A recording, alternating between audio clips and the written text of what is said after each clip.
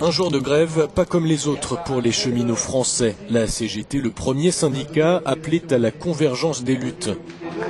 Ici, gare de Lyon-Perrache, les salariés du privé sont venus assister à l'assemblée des grévistes. Le déclic qui commence à se faire. Le déclic qui commence à se faire. Pour preuve, vous voyez ici, on a des cheminots, on est là pour soutenir, on a des infirmiers, on a des étudiants qui vont rallier à tout ça. En France, l'union interprofessionnelle, c'est la condition pour faire reculer un gouvernement. Mais pour ce doyen d'université, les signaux sont insuffisants. Le gouvernement a réussi à faire passer le régime dérogatoire des cheminots comme une série de privilèges, ce qui est abusif par un certain nombre de points de vue, mais qui fait qu'il n'y a pas de généralisation possible de la cause des cheminots. Et l'idée qu'il y a des privilèges, c'est-à-dire que malgré tout, quand on est fonctionnaire, on aurait des avantages, ce qui est là encore largement faux, cette idée s'est répandue dans l'opinion publique.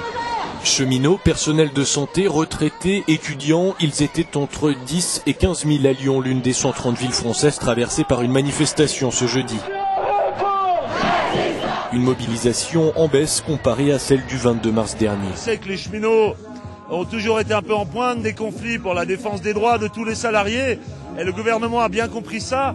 Et dans cette attaque massive et radicale contre les cheminots et contre le service public ferroviaire, ils cherchent à faire tomber un des derniers bastions de résistance. Les hôpitaux, les enseignants, je pense qu'on connaît tous à différents niveaux la maltraitance institutionnelle qui fait qu'on est en difficulté et qu'on est obligé de venir dans la rue pour dire que c'est plus possible. Si on se bat aujourd'hui, c'est pour avoir un accès dans l'enseignement supérieur pour les lycéens et les lycéennes, pour avoir le droit à l'éducation tout simplement, et je pense que c'est largement suffisant.